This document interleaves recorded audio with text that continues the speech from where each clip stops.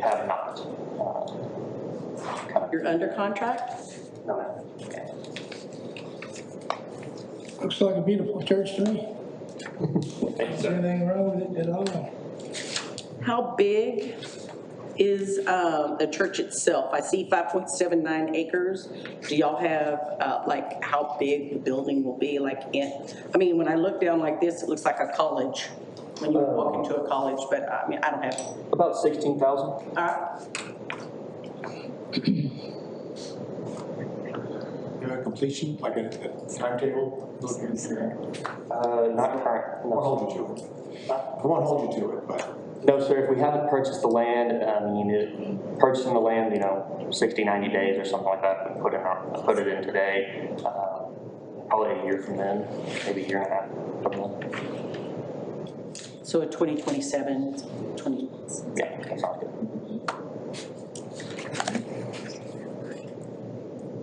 Thank you. It looks like it's going to be beautiful. Thank you very much. Are you going to try to keep the trees? Because that's pretty, pretty, yeah, it's undeveloped. There was going to be, like, they had several things they were going to put on Lone Star Parkway, YMCA, and then they were going to put something else. And, I mean, I was just wondering if there's some, I'm a tree person, so I always ask the question. We try our best. If it can work out with how it's laid out, stuff like that, we could try our best. But obviously, no promise.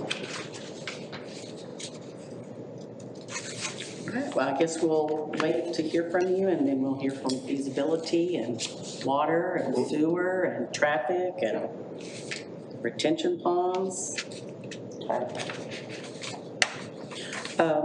Thank you very much, Andrew. Great. Thank you. Appreciate your time. Next up, we have presentation for a proposed expansion of an existing church, Cornerstone Community Church. It's located at 14740 Liberty Street. Hi. Yes, ma'am. Good evening. This is at 14740 Liberty Street. The property is existing. There is an existing church at that location.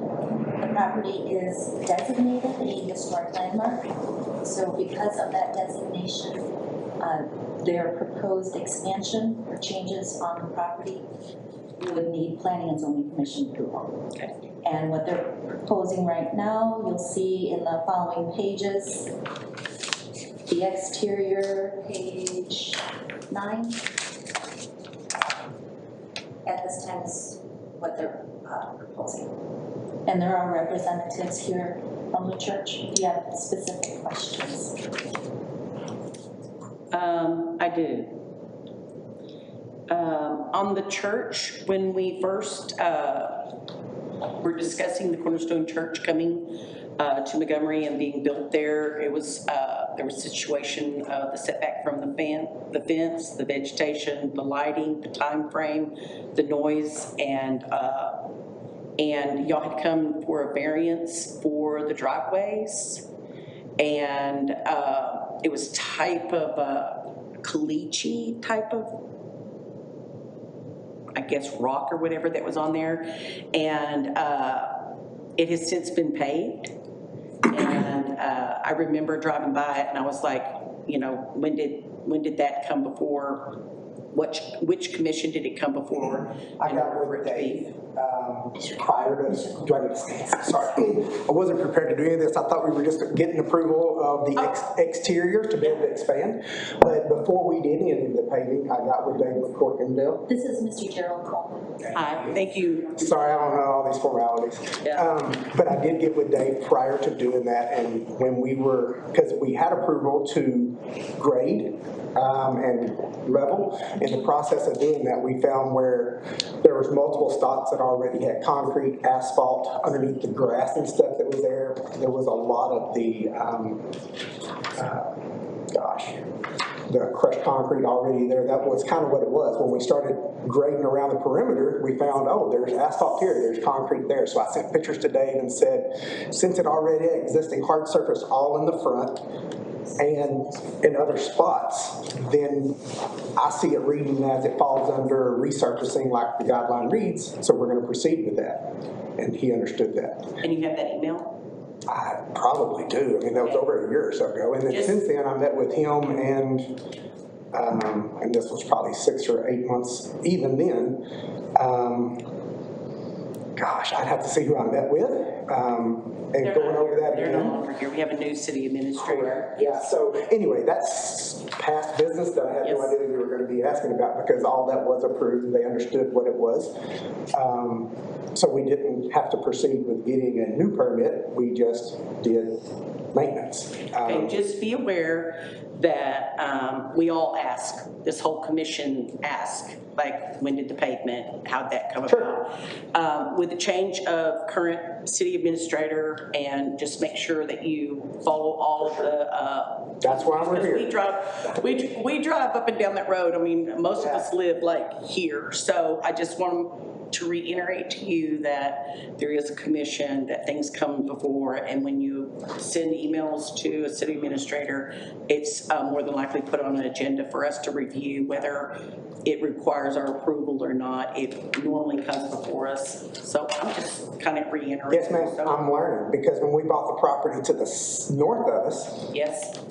south of us, sorry, the quarter or so acres, we just went straight to Dave recommended what engineer we used in Conroe, and had them start doing the replat based upon what Dave said, hey, this is a requirement, and cleared and leveled and, and added grass, which was really not anything special, but we didn't do any of this, and Dave was fully in the middle of it, so when we bought the plus or minus 1 acre north of us, didn't expect it to be, which we did have a pre-meeting, and in the meeting, I understood as long as we were just clearing and nothing having to be done on the 1 acre, as long as we got approval from TxDOT, and we weren't gonna change the grade, then we could proceed. So that's what we were doing. But then since then, we got stopped halfway through and we're here again. So yes, it's a learning curve, because it didn't seem like the first purchase we did or expansion was that.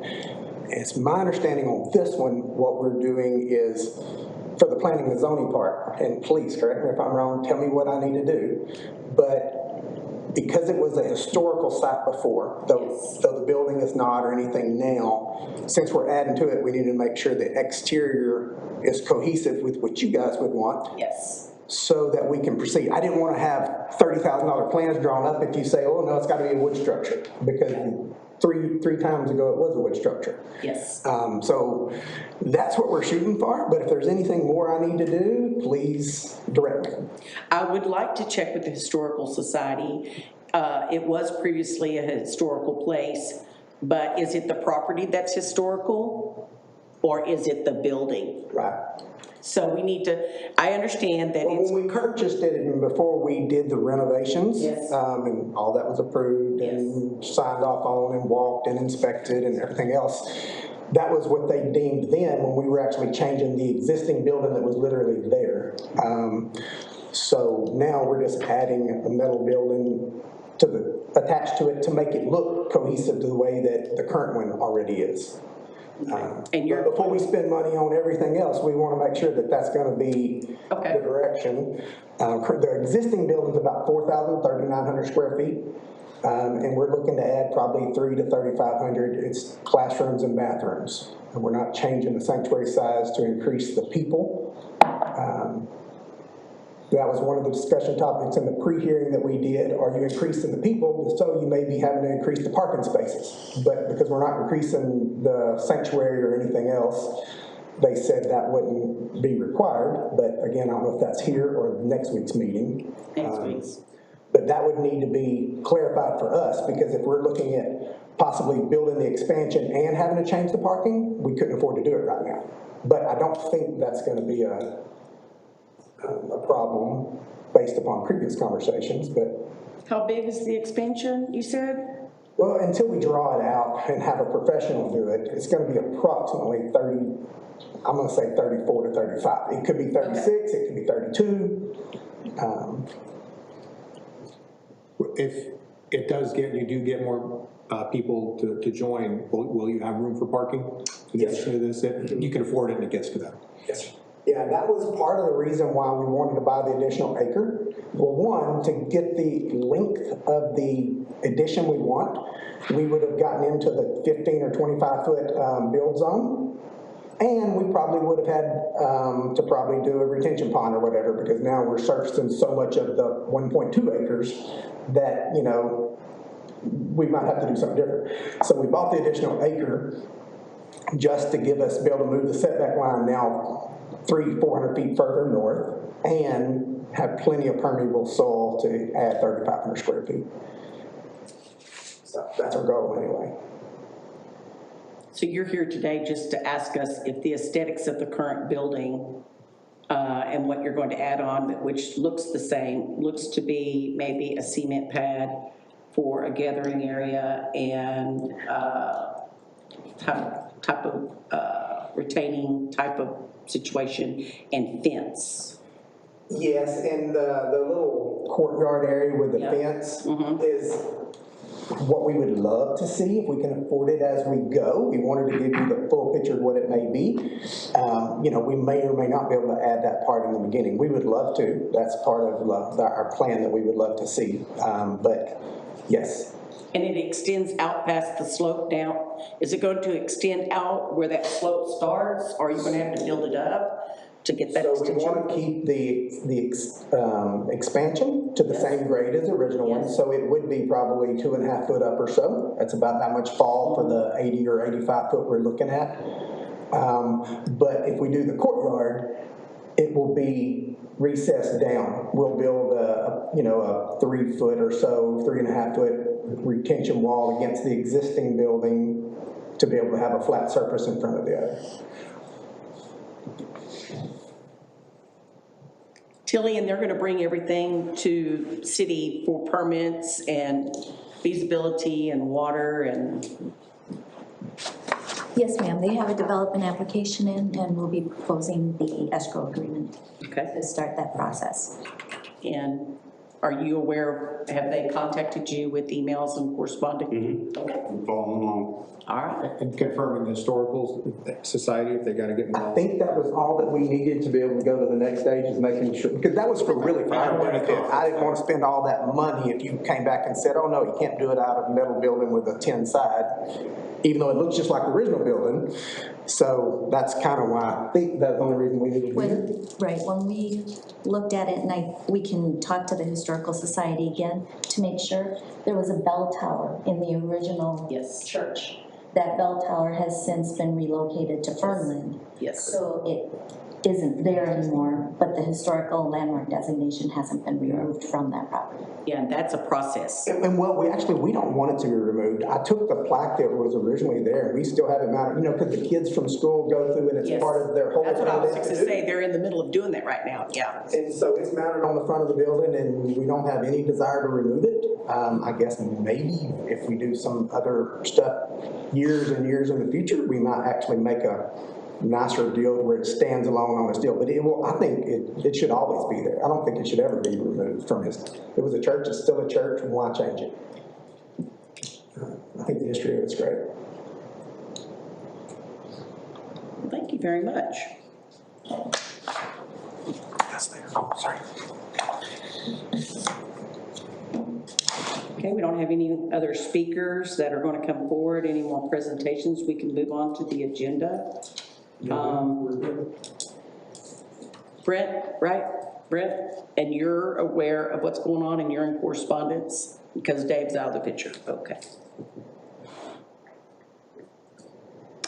All right, the regular. One question, I apologize. Yes. How long does it usually take to get you can proceed with this kind of elevation, or no, you gotta change it to something different? How long does that usually take? Well, we have to go through, somebody has to let us know if there's something historical that needs to be taking place.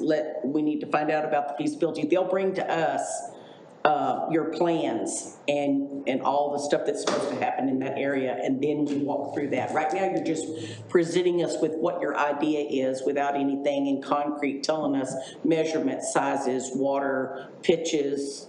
You know, we don't have a feasibility. Our city engineers will go over that. Yeah. When you submit it. They'll look at the drainage and everything that's associated with that, as far as your elevations and things. Okay, so maybe I'm confused. The part that I thought we were, because again, we don't want to have plans drawn up for a metal building with metal sides. I think you're fine as your building and all of that, because really what it says, or what we've seen that it says, that it's just as long as it matches what you already have. The historic part of it is really the land, not the, you know, you have the plaque, so I don't foresee. Then we'll proceed with having the true plans drawn up. Yes. He told me it would take about 30 days. I mean, we're still on the agenda for next week. But he said even before he could do the plans, he has to have a soil sample, which I know that's part of the requirement anyway to build here. So we have to order that. So what I'm hearing is let's proceed to those so we can actually have a more intelligent, so we'll have real floor plans where we can get bids and see if we can afford to build now and continue. Right, and then after that, you know, you have your development agreement. That'll all come back to these guys, you know, when we get that far along. So you're. So also on the, will it be next week that we find out if we can proceed with having the engineer in Conroe go in and start the replat rezone part, or is there something else I need to do in the meantime? Yes. That will be confirmed next week at council. Next week, okay. Thank you. Sorry. Engineer behind you. So once we get to the next stage, you'll have professionals come and represent. Right now, we're like, we don't want to spend a ton of money until we make sure we're. We looked at all that, and I think you're fine. There's not really, you know, we had to check on the historic part of it, but it really, there's nothing. Well, from now on, you'll get more professional people coming. No problem. Are we able to step out? Yeah. Tilly, you good? Okay, thank you, nice meeting you. Okay, we're gonna move on to the regular agenda minute, discussion and or action. We're gonna go, do we need to go in line or do we need to skip around? Okay. Number 5, consideration and possible action on the P&Z regular meeting minutes of January 6, 2026. I make a motion to approve for consideration of possible action of the P&Z meeting of January 6th, 2026. Second. I have a motion, we have it seconded. All those in favor say aye. Aye. All those opposed? Motion is passed. Approve the minutes of January 6th.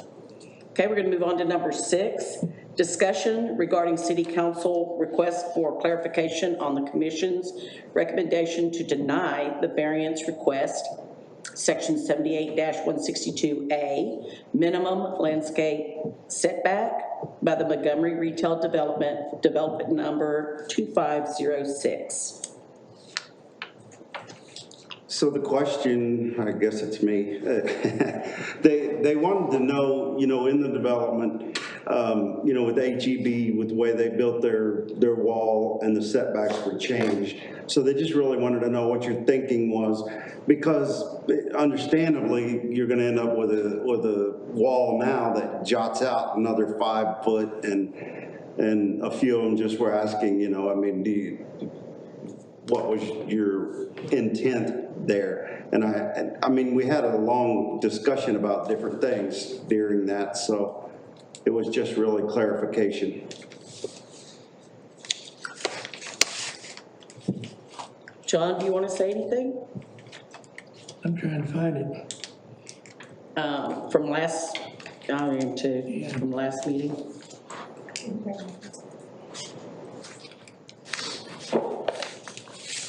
Yeah, and I think the biggest question was the fact that it had been approved for HEB, and now you didn't really want to approve it this way, I think was. And I think just because we approved a variance, I don't know why that one was approved, honestly, for the HEB. I wasn't here for that one. To me, that one shouldn't have been, to make it the same. So that is my thing. We can't keep having that for the people that live behind there, especially with all those trees that are now gone Well, and they met all the requirements to put the trees back, so nothing changed. The 5 foot did change, but the requirements for the amount of trees and bushes and all that did not change. So the HEB did step up to meet the requirements, and I mean, he can answer to that. We went back and forth a little bit, and we, discussed that with HEB, and they figured out a way to make it work. I think it sounded like we were giving up 5 foot of vegetation is the way we may have looked at that. I never serves me right. And I think that was true in the beginning, because HEB, when they originally came to us, that it was kind of, really scrunching that up. But what they did was they created a way to support the wall and add the vegetation that was required, even with the shortened up distance. So to that point, just to kind of add a few details, the engineer for the HEB site is the same engineer for this development. And so they're well aware of what we were requesting with HEB, making sure that the landscaping buffer between Havenshire and the commercial property was intact, understanding that they're clearing out all of that area and don't want any commercial lots backing up into those residential homes. Continuing that thought process on the SR 105 property, again, their request was just to make it more cohesive from east to west, from 2854 to the end of their property on the backside. So even if the variance request was not granted, they would still be meeting the required minimum tree planting, canopy, and vegetative buffer requirements in the ordinance. So from city council standpoint, they were just wanting to make sure that the reasoning behind y'all's denial of that particular variance, from 20 foot to 25 foot was, or rather what the reasoning was. And so if the understanding was the thought that there wouldn't be a minimum requirement for landscaping and vegetative buffer, that's not the case. They still would be meeting all the requirements for the landscaping on that rear. Just going 5 feet. No, so the vegetative buffer is just the area in which trees, shrubbery would be planted. They still have the minimum required within that 25 or 20 foot section. It's just how much they offset planting within that. So whether they're at 1 foot throughout, 5 foot throughout, or stagger it to where it's 1 foot off the property line all the way to 25 feet off the property line, they would still meet that spacing requirement laterally within that buffer. I think we were trying to make sure we were being good neighbors to Havenshire. They got that development that they're certainly not in love with, and at the same time they have another development to the east of their subdivision, and they're kind of getting it from both directions. So I think there was some caution in not making sure that we were doing everything we could to help them with any concern they had.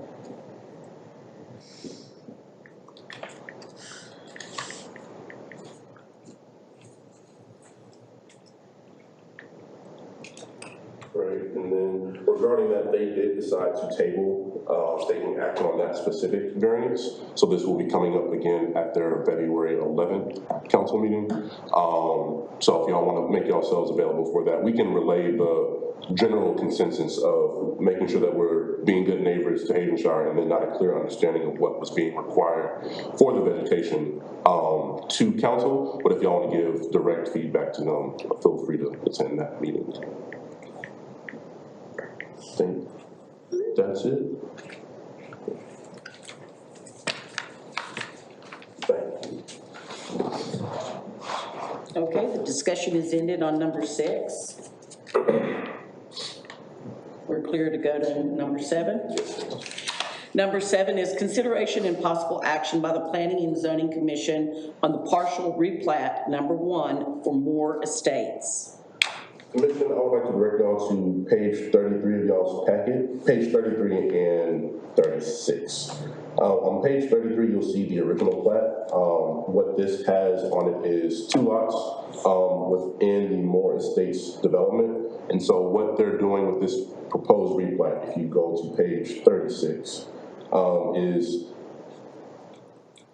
shrinking the lot count down to 1, and then establishing a commercial reserve where the previously lot 2 was located. And so just papering it up for future development, what's essentially going to be happening is that the residential development will be accessed along Louisa as it currently is, and then that commercial reserve in the future, once it goes through development, would be accessed via Pond Street. And so this partial replat is just cleaning up that for when they do decide to go through with the development on the commercial side of that lot. Do we know what commercial planned or anything? We have not had any conversations regarding the future designation of that commercial, whether it's fast food, bank, or what have you with the developer, but they did say that they want to continue with at least the replatting process so that when they do decide, it'll be a pretty seamless transition from replatting to then development process. Did the size change? The overall size, no, they did not acquire any additional property within this. The only thing that's changed is the accompanying building line, vegetative buffers surrounding the property. And so the developable area of that commercial reserve did shrink because 25-foot building line, 25-foot vegetative buffer against residential lots on the west and north side of the property, and south side for that matter. But no, they did not purchase any additional land.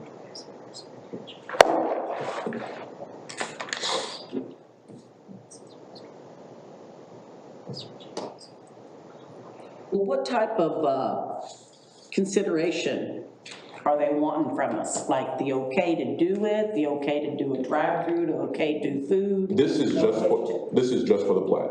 Okay. So if anything else comes in regarding the development that would require planning and zoning input, aesthetically or otherwise, we will come back to y'all for discussion and action on that. I make a motion, we go ahead and approve the partial replat for number 1 Moore Estates. I'll second. I have a motion and a second for the consideration and possible action by the Planning and Zoning Commission on the partial replat number 1 for Moore Estates. All in favor say aye. Aye. All those opposed? The ayes have it. The motion passes. We're going to move on to number 8. Regarding item number 8, before you start, Okay. we will need to pull this item. It was not ready for P&Z, so we'll bring this back to you at a later date. Thank you. Item number 8 has been pulled. We're moving on to item number 9.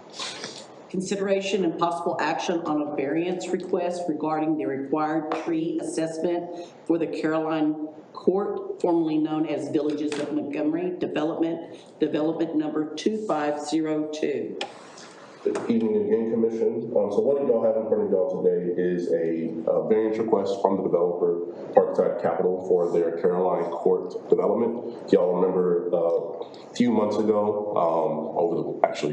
over the course of several P&Z meetings, we've come to y'all with development agreement, variance request for lot sizes on this development agreement, etc. for this Villages of Montgomery, as it was previously known, now Caroline Court development. And so now that everything's been executed as far as the development agreement process goes, they're trying to move forward with the platting. And so one of the requirements for platting is that with every subdivision plat preliminary, a tree assessment has to be submitted to the city engineer and city for review.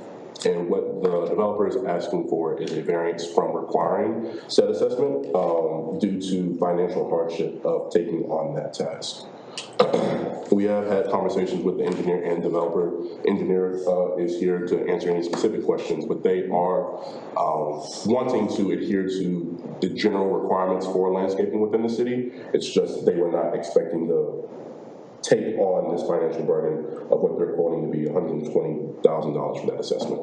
If you've driven by the property, it's pretty well wooded currently, and so understanding that they would have to take pictures of multiple angles of every single tree over, I want to say, 8 inches in caliber on the site. That does present some financial hardship to them. So But again, if there are any specific questions, Don't mind if I expand on that? Yeah. Do you mind? And just to kind of piggyback on what Zach was saying, never like to, try to present something as a financial hardship, but the way that we look at it is that the tree assessment plan has you do a survey, photograph of every single tree above a certain caliber, but there's nothing in the actual ordinance that says when you remove said tree of said size, this is how you mitigate it. There's actually nothing in the current ordinance that says the tree preservation plan has a requirement of replanting what you remove. And so it seems that the tree assessment does not do anything to help us figure out how we're supposed to mitigate the preservation or the required plantings. There's no minimum required plantings in the ordinance right now. The previous version had all that in there, and it's just not there. So we're tasked with having to do tree assessments, and I do have a proposal here. Go care to look at it. It's $120,000 for a tree assessment. How many acres? It's roughly 50, plus or minus. So $120,000 to do a tree assessment, and there's nothing the ordinance tells us when that, if we have that information, what does that benefit? What does that have us do? And so our proposal would be to not do the tree assessment and to revert back to the previous ordinance that would allow us to do a tree preservation plan based on previous ordinance, which I believe was 20% total canopy, whether by preservation or by planting. And the additional residential requirement within the current ordinance and the previous ordinance requires 2 trees per lot on each home. And so we would like to do something that makes a little bit more sense, because that had been vetted for the years, we've done it for a long time. This new ordinance just doesn't give us any information on how do we actually What's the diameter of the 2 trees that you'd be putting? The ordinance calls it to be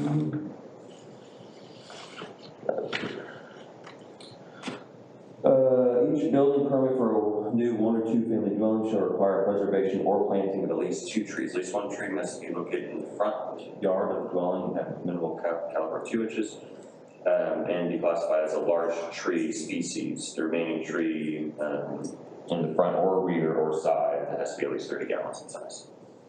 So 2 inches and then 30 gallons. When was that taken out? This was done with the Chapter 78 amending ordinance that was approved back in February. Yeah, February of 25. So we've been going back and forth with KKC and staff on and legal for that matter, trying to get the gaps of what was removed in our mind working for developers and engineering, making sure that the product that's being presented to the city is of substantial standard. And so we're working with KKC very closely on trying to add that back into the ordinance. Yeah, we're trying to meet the intent. We know what y'all are looking for, but we're just trying to, we can't get past the plating without. I think the fact that they're requiring a tree survey is almost egregious. We went from paying no attention to trees to just now killing the development people to have that kind of a cost. I think we have a reforestation ordinance that we need to maybe improve, but we do have a reforestation ordinance in place to take care of the trees. I think if somehow or another we've got ourselves in a tight spot with creating the need for a tree survey. Yes, sir. And I know there was a tree survey requirement at one point in time. It was removed at one point in time. It was added back in with this. But again, the reforestation is not clear at all in the ordinance currently. There's nothing that says it says that you have to have a permit to remove a tree above a certain caliber and then mitigate it per this section. And then if you go to that section, there's nothing under mitigation of how to mitigate that. And so things that we've done in the past are years and years and years. I don't know things that you can improve, but the 20% has been something that worked for a long time. We've done a lot of developments in town. Hopefully they can things that we ought to be proud of, but we would like to pitch something similar to that. This developer did sacrifice. He's got a large boulevard, brought everything except for the previous land plan, but That's in your packet. Yeah. So boulevarded land plan, he's going to do a streetscape style, make it really pretty. There's a ton of topography on this site.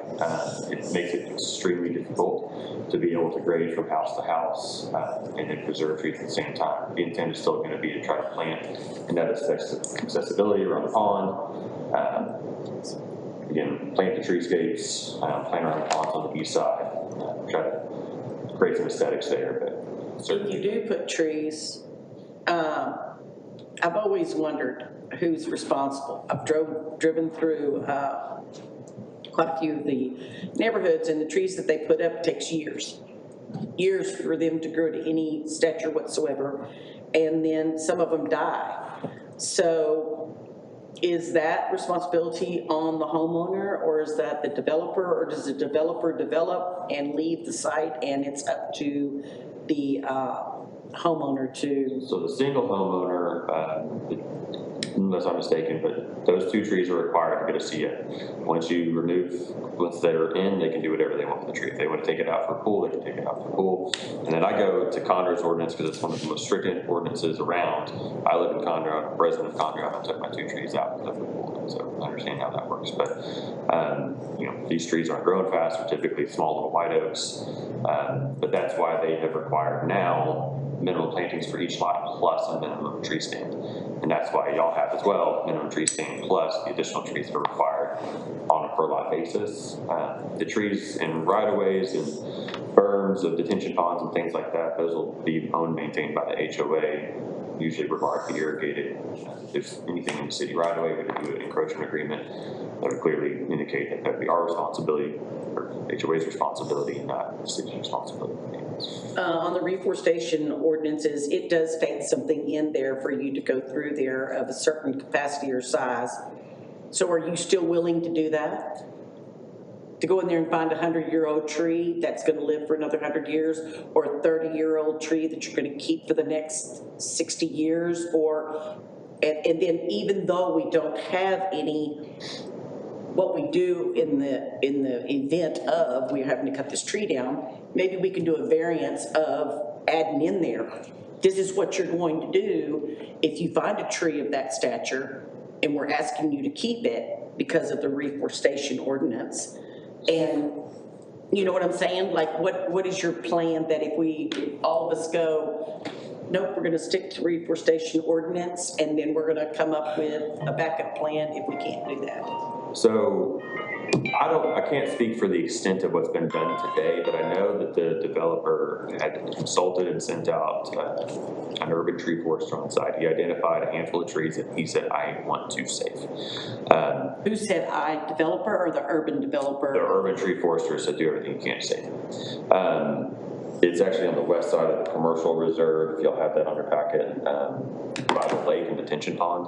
We're having to put in a little retaining wall around them to be able to preserve them.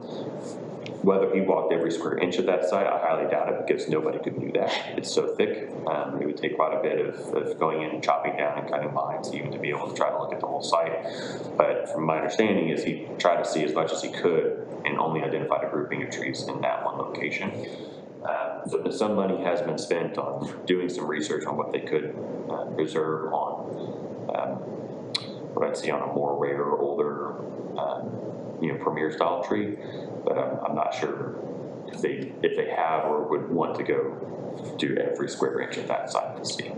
To that point as well, Planning and Zoning Commission would have the opportunity on the preliminary plat to see all the existing structures, trees that will be laid or remaining on site with the proposed development. And then likewise, we'll be going through and reviewing the landscaping plans once we get to the point of civil plan review for that. Yeah, usually the preliminary plat is approved without getting into trees.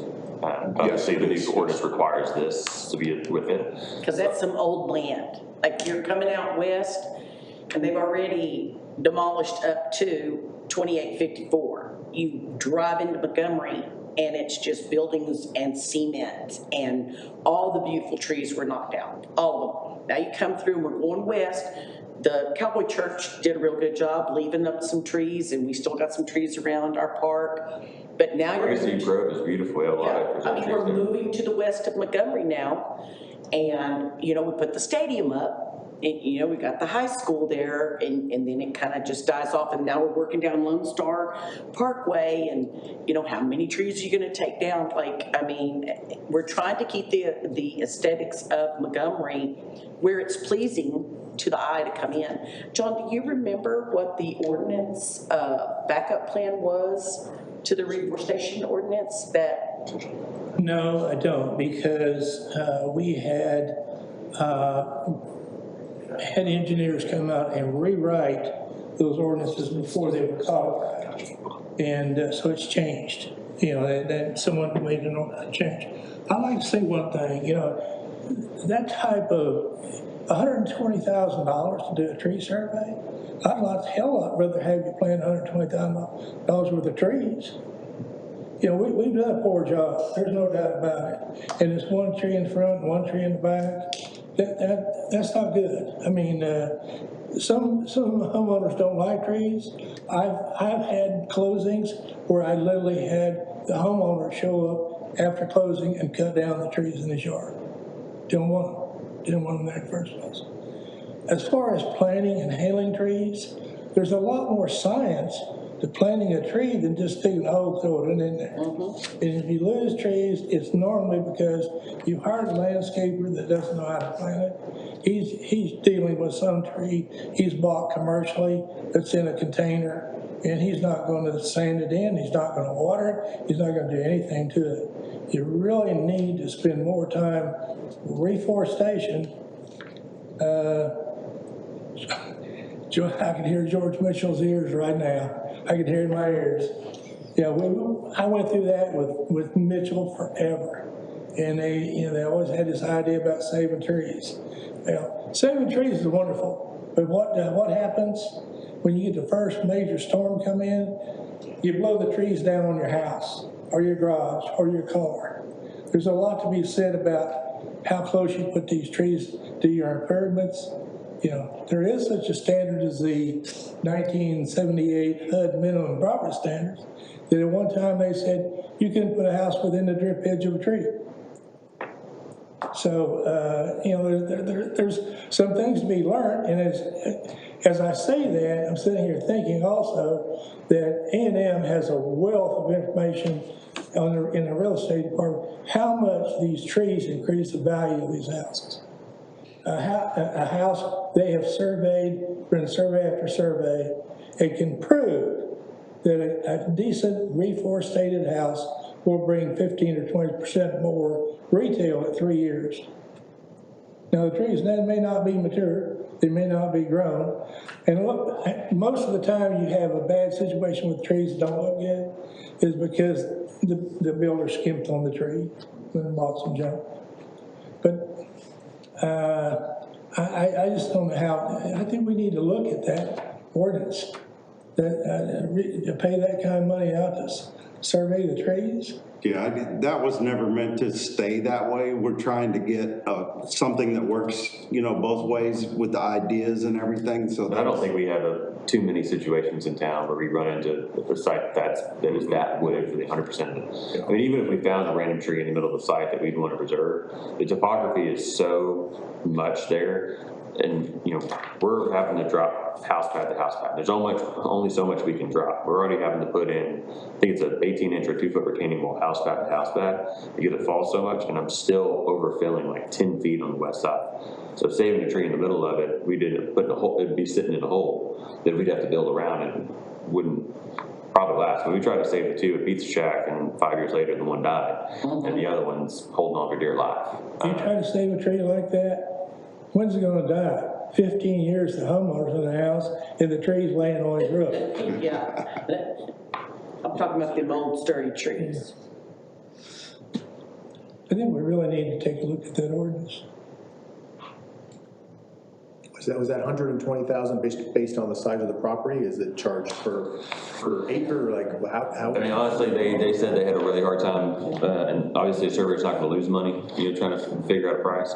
But they took away a look at how dense it's going to be, had to assume amount of trees that they were going to find that were going to be over a certain caliber that they would have to, because they had to, I think they had the photo from all 4 directions. And so imagine that deliverable with a preliminary plat. I'm going to give you 4 pictures for 2,000 trees, 8,000 photos, and try to identify each one. I mean, it'd be a mess. Kind of like wedding photos, yeah. So certainly, you know, if you want to entertain the variance request, I would, you know, encourage to entertain it, but say that we'd like to refer back to the old requirements to say that we plant 20% or have 20% of canopy overall based on the previous version of the ordinance, plus the 2 trees per home, just to kind of do a standard that everybody agreed with for a while. And you're saying over by this detention pond over on the west side? Can I? Yep.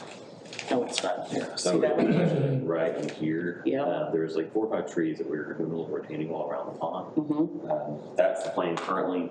We got a little grouping. They just told us we were doing to preserve this. So. Okay, that.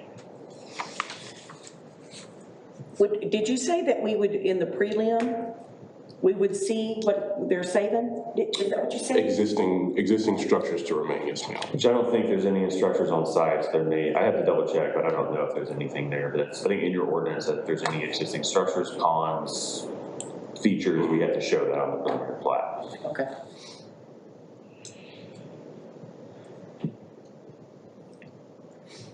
Okay. I'm not familiar with the old ordinance, so I would defer to you two if that is something that's feasible. Yeah, the old ordinance was not really, was not enforced, was not really, and there was even codified, so it was not really enforceable in the first place. But we did have, at one time I had Blisle came in and they were to rewrite most of the development ordinances, chapter 78, and that was one thing they were supposed to have addressed, along with the city sidewalk ordinance and a couple of things. Never happened. But I think we, to do a tree survey like that, it just doesn't make any sense. Yeah, that's a little onerous. You've got a subdivision here with real tight lots, and builders gonna do what the builders do, put the biggest house they can get on that lot, and there's nothing left there, not any place to put a damn tree. So, I think we need to address it somehow. And I agree with John that the price is ridiculous, but what's the alternative? So if we consider foregoing that, I don't know what the old ordinance is to what's the... So the previous ordinance outlined that per zone, residential, multifamily, commercial, there was a certain canopy requirement per zone. 20% would be what it would be for single family residential. And so 20% of the gross property area would have to be canopied, landscaped with trees. And so they could meet that requirement with individual lots. So the individual lots are all supposed to have 2 minimum trees, one in the front and then the other one can be in the back is what we typically see. And then their reserves that are dedicated to open space, detention would be the remaining portion. Right away as well would be the remaining portion of what's landscaped and canopied. And that's what they are proposing. So meeting the previously outlined standard of 20% minimum canopy coverage throughout the entire development. So you take, let's say it's 20 acres of the residential development, well, there's 20% of that, and that's what your overall canopy is. You kind of credit yourself for your per lot trees, find your remaining, and then you're gonna go plant everything else. And your ordinance today clearly identifies that, this large tree is worth X amount of square foot, a medium tree is X amount of square foot, and you have certain species you can plant. So you have to demonstrate, a minimum amount of plantings and sizes, and then ultimately landscape architectural design it, but we just show what the minimums are.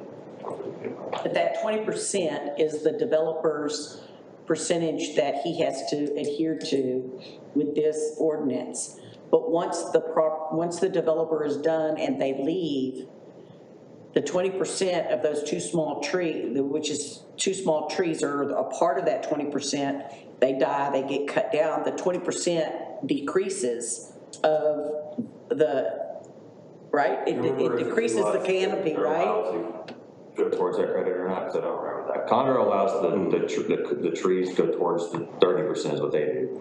I can't remember if these trees do or not. But you see what I'm saying? Yeah. Like we got these beautiful trees and you find some and they come in a cluster and it's great. And then you account for these 2 trees that are quote unquote gonna grow. And then John moves in and cuts down one, I move in, Everybody cuts them down, 3. you have none. Right, you have none. So I'm concerned about that 20%. Now that it's here and now that we're talking about it, and now that we're going to get better ordinances, we need to address it. It's just sad that you have to come forward and it's time, we're having to question our ordinances with you're trying to get. Sure, and we're not here to try to, Yeah. throw shade on the ordinances and say how bad they are. We're just saying it's making it really difficult to get past the preliminary plat process, and we can continue the conversations on what we need to do to get past that, and then how do we show you what our preservation plan or planting plan will be, you know, hopefully somewhat reasonable, because right now we're just kind of in a holding pattern. We can't do anything else. I think our plat's probably pretty close to being ready to be approved, coming off for approval for step. So if you know by chance, so those 2 trees per house, what percent of that 20% is that? Could it be, just to go off what she's saying, if everyone took them out, what are we left with? Or can we up it to 25% and? Or 30% like don't include the houses, So still do the houses, but. So if it's a 5,000 square foot lot, and you did 2 trees at 800 square foot a piece, that's 1,600 square feet, obviously over 5,000. It's 32% credit. Now, I don't think the intent of the ordinance says like, well, if I just plant 2 trees, I don't have to plant a single other tree. That's not. And I don't think that that's the intent of the developer either, is because they want a beautiful streetscape, they want, you know, nice street lights and their front loaded or rear loaded houses, so you're actually just seeing this kind of like west side of the park, you know, pretty houses, white picket fences, landscape boulevard in the middle, you know, 2-lane median, you know, huge roadway for such a small development. So, you know, I know that they want to landscape it, but if there's a, you know, a minimum of 10% plantings beyond the lot plantings, you know, maybe that's something that could be considered. I'd have to go run the numbers honestly and just throwing something out, but I'm just throwing that as an option. I'm not holding, just saying maybe just for that consideration, because yeah, I want to. And the 32% is only for that lot. You still have the road right away and other things to consider, so you really wouldn't get, you know, just planting those. You wouldn't get the whole thing. I think what happens is a lot of people drive into town from the east to west, and they see all that cement you're describing, and no one realizes that particular, all that area as cement, and there's more to come, was all ranch land. There were no damn trees there at all. There was never any trees there. And the developer always liked, I quote him, open vistas. Yeah. He liked open vistas. So he didn't plant. But, I have lived here long enough where 2854 didn't come out to 105, and the flashing light was in the middle by that Valera. Yeah. Well, we need to either decide if we're going to table this, or if we need to speak to you about the ordinance and try to get it some more description into it, so that if the reforestation doesn't work, you know, the $120,000 does cost, that's a lot of money to do what it is that they want to do, and it is holding you up. But the previous ordinance is not complete, right? And we're going off verbiage that we're all talking about, but it's not written down anywhere. So we can't, I mean, how are we going to hold you? There was an adopted one that was there for a while. I think Jack Yates is actually the one who put it in place. He tried to mimic it pretty close to Conroe, and Dave had some say-so in that as well. But, you know, I guess we would just want to get over the hurdle. I mean, in good faith, like if there's a discussion item we want to come and do with y'all in the next meeting to say, okay, y'all can consider the preliminary plat and you can approve it, but we want to establish the requirements of the trees here, now, and then. And that could be handled during civil plan review. That would be a request I have, just to let us keep moving forward. Because I think there's something on the agenda at the table at the next meeting. So if we can't bring the preliminary plat to y'all until April, that, you know, continues to push back our timeline substantially, especially if we can't come to a decision. And if you look at most of our current developments, they're working on that same ordinances. So it's not, it would not be abnormal for you to give them a variance to proceed, so they're not being held up. You know, as you guys are well aware, we're working with KKC and doing all of that, just trying to get all this together. And so, also, I'm sorry, but Hills 2, 3, 4, and 5, Town Creek, and Legacy Road were all completed, all projects I did, and Lone Star Hills.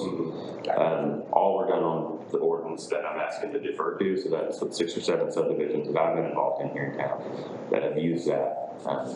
It seems to have worked, I guess, from previous. It works if that's how your developer wants to develop, but it, as a homeowner and a citizen of Montgomery, to see trees and then they're gone, and then you see little bitty penny ante trees take up in its place, you know, it's hard to swallow that pill. So I can't make a motion. So. Well, I mean, I would consider foregoing the $120,000, you know, charge there, but I just want something in concrete to do.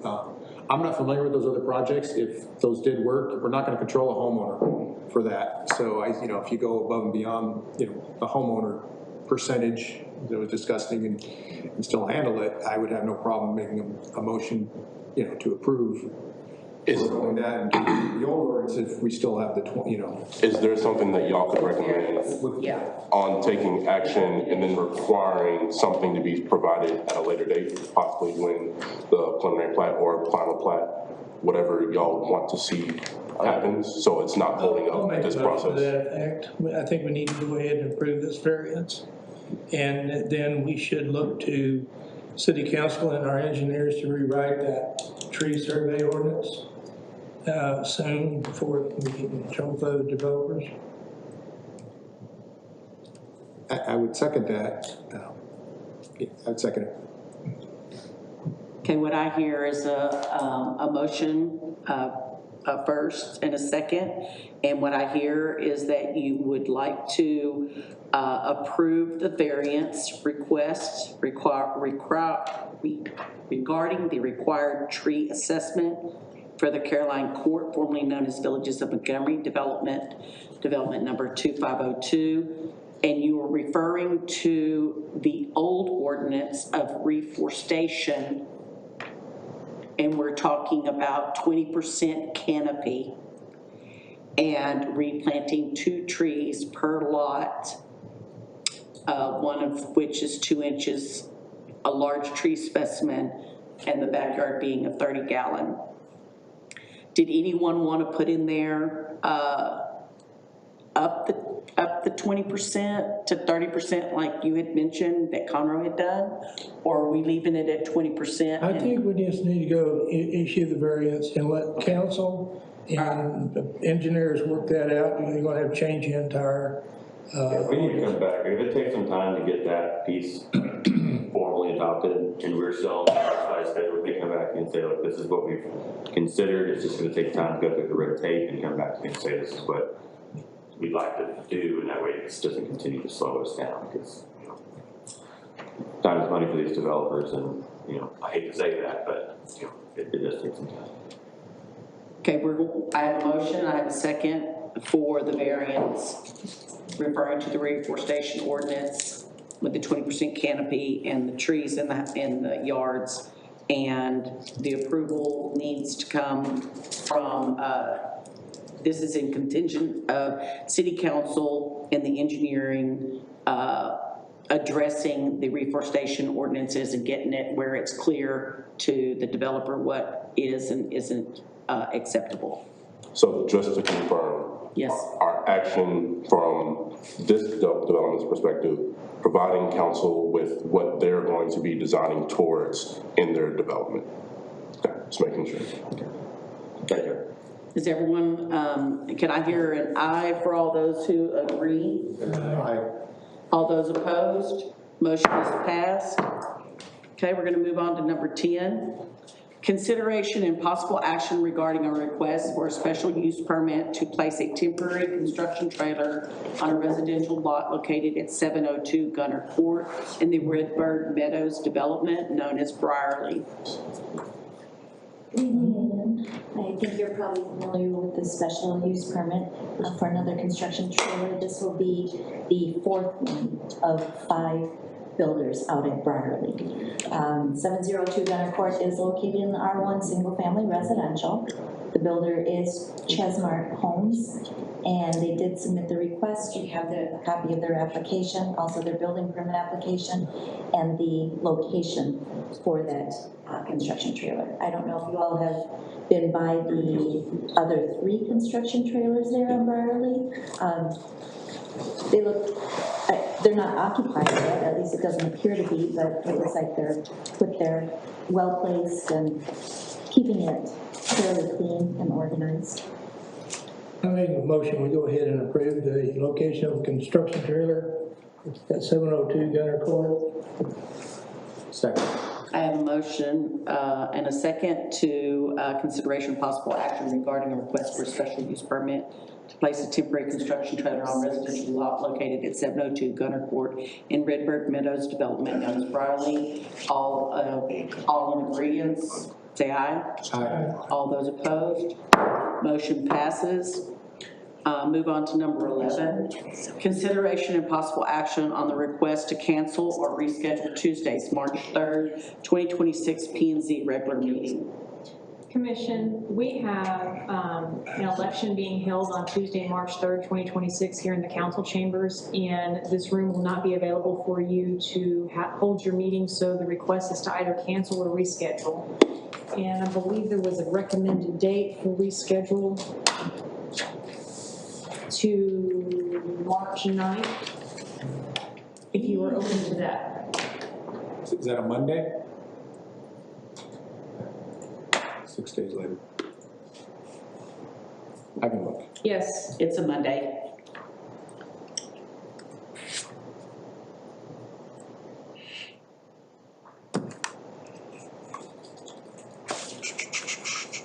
$6:00. Yes. Anybody want to make a motion? I'll make a motion to approve rescheduling Tuesday, March 3rd, 2026 P&Z meeting to March 9th. I second it. I have a motion first and second on moving our regular scheduled meeting March 3rd, 2026 P&Z regular meeting to March 9th at 6 p.m. here at City Hall. All those in favor say aye. Aye. All those opposed, motion is passed. Moving on to number 12, consideration of possible action on the request to cancel reschedule Tuesday, November 3rd, 2026 P&Z regular meeting. Commission, the same thing. We have another election being held on November 3rd here in the council chambers, and the meeting room will not be available for your meeting. And the recommendation is to cancel or reschedule to the November 17th, 2026 date, which would be a Tuesday. That doesn't conflict with any other Tuesday meeting? Not at this time, no. Okay. And if we get first dibs? Wait, hold on. We need. Missing the whole line. Here we go. Yeah, the 17th is fine.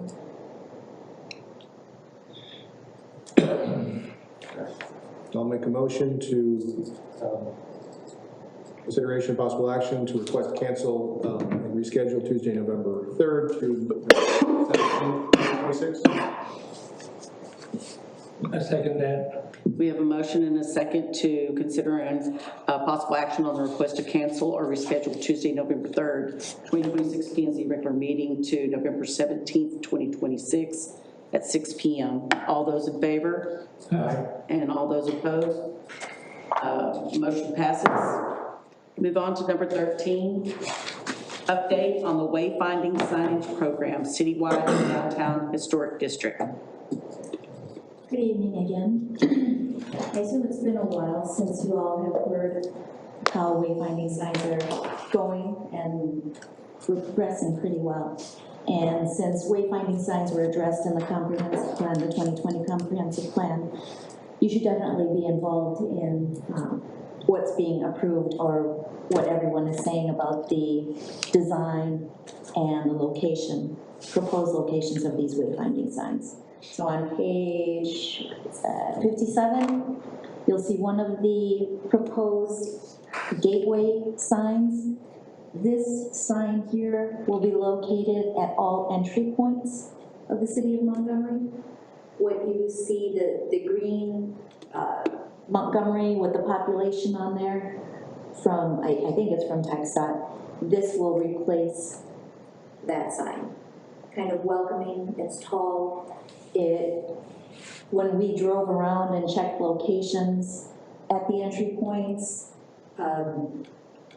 this would make everything visible. Kind of welcoming to the city of Montgomery. If you look at the next page, 58, that is a monument kind of gateway sign, and that will be located at the corner of 149 and 105, or Eva and Liberty Street. Also more welcoming. It'll replace the existing electronic message board sign. We're looking at a possibility of putting an electronic message board on top of this monument sign. And then you go on to the next page, you'll see a daylight view and the nighttime view. On page 60, this is the look of the actual wayfinding signs that are directional, pointing towards the historic downtown, maybe even the high schools. That one on page 60 is a single-sided sign. But if you're on the roadway where you could see it on both sides, you'll see page 61 and you'll see the wayfinding sign showing it on both sides. And I'm hoping that y'all like the design because they kind of have a similar design aspect with the star on top and the red, white, and blue. Then you'll go on to page 62. That's the information sign. You don't see a picture of it on here, but the parking sign will be similar to that. So the information sign has the letter I on top, parking sign will have the letter P. There'll be maps. It'll show where the shopping is going to be located, where the restaurants might be, where you can eat. And they plan to put it right there by that pavilion where the bands usually go? That is a possible plan for that. When you look at the redesign, I assume that's going to be proposed here sometime soon, the downtown McAllen redesign. It'll probably be relocated a little bit, but yes, there'll be signs throughout. But the information and the parking signs kind of will go along with that whole McAllen redesign. I would look into that being on that pavilion because it's made out of wood. Who knows if it's going to stay there and how long, and it blocks the view of, anyways, that's my take on that. And then page 63, the very last page, you'll see on there what the parks will look like. Memory Park, Cedar Break Park will have something similar to that. We're keeping the large corner Cedar Break sign that's going to stay there, but we're thinking that the similar look is going to go over towards Shepherd, introducing Cedar Break Park from there. So just two corners. Right, the main monument sign at Cedar Break, and then this smaller Cedar Break sign. And then at our other parks as well. On the other parks as well, yes.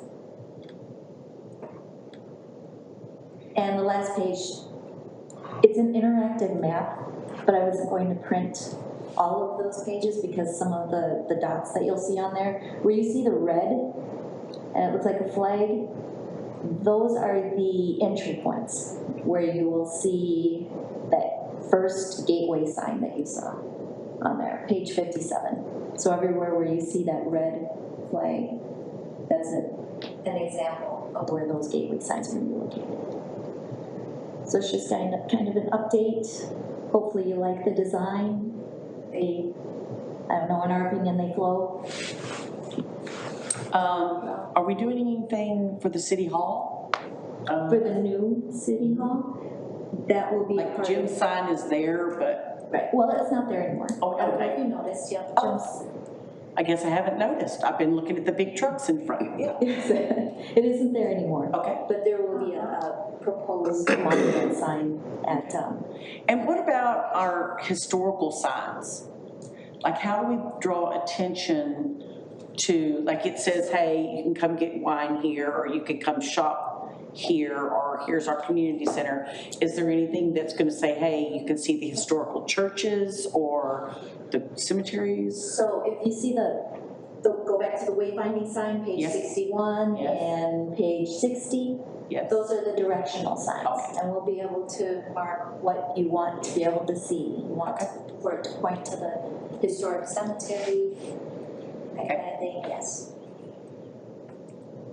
Yeah, at the next EDC, we're gonna kind of go through all of those, but it's pretty well mapped out, and we're just gonna make sure that all the words are right, pointing to all the different parks or cemeteries or any of that. Okay. The high school. Yeah. That was the biggest part of the project, is making sure you get all of those things, because there's a lot of things on there. Well, we still have that little scan QR code as well, right, that interacts? I don't know. I know that we were talking about the QR code. Because there's a QR code that the kids were using, yeah. In the information sign, not in the parking sign. That'd be awesome. Yeah. You know, I mean, we Because had it. it'll be the map that we're putting on there, and you'll be able to scan and take that with you. Okay, all right. And I know you said they're considering an electronic sign above that new monument sign. I hope they would consider that, because that's a lot of, I think it's just good information for people to be reminders, so hopefully that does It's happen. getting it to the right height, because right now, the only vehicle that can see it is the vehicle that's right in front of it. Yes, that's right. So, I'm so glad someone addressed that. I was like, Thank what's you. that? well, Brad was, Sign say? Mr. Walker was definitely saying that, because he was looking from all angles, coming from 149, 105, every which way, whether you can see that sign or not. So elevating it and, yeah. Also, when we do the Christmas cookie walk, is anything related to that in that QR code, like the historical homes? Because there's a historical home tour. So I don't know, I'm just making that suggestion, they QR code your tour for school, but I'm not quite sure if they do. I know you can buy a ticket to tour the homes, but I don't know if there's a QR code for the historical homes. Anyways, just, I guess I'll put that out there because that's big. That's something we do huge here.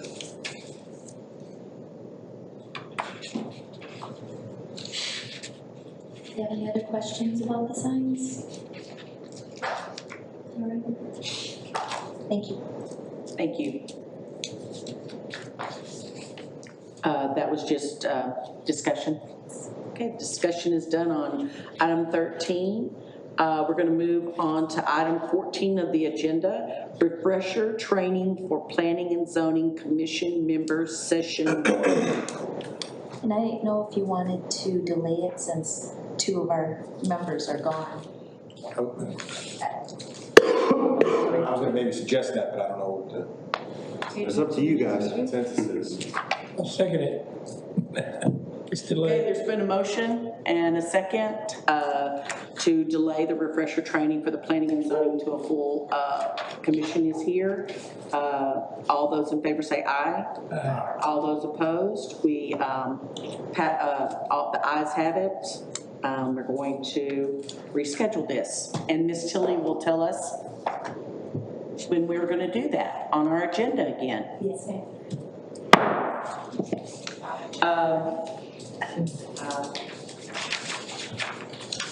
Okay, closing agenda.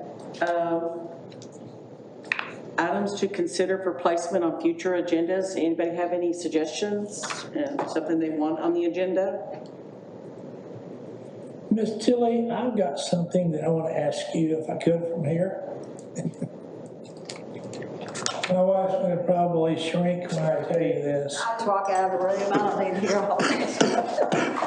Yes, sir. We are becoming a very, very loud city. We have constant sirens, 24 hours a day.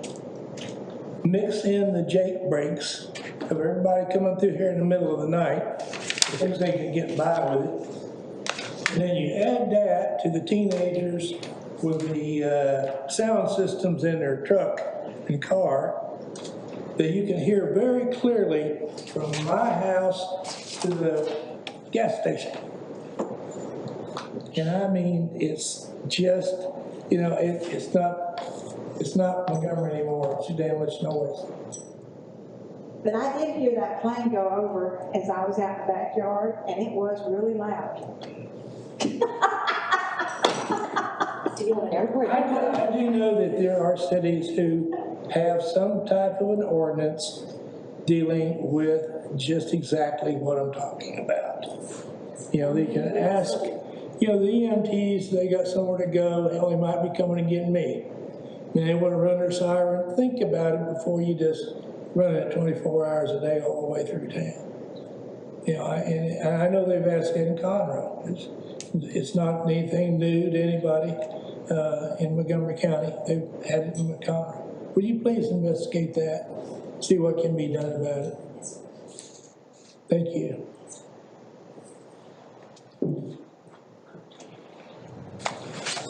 Any other suggestions?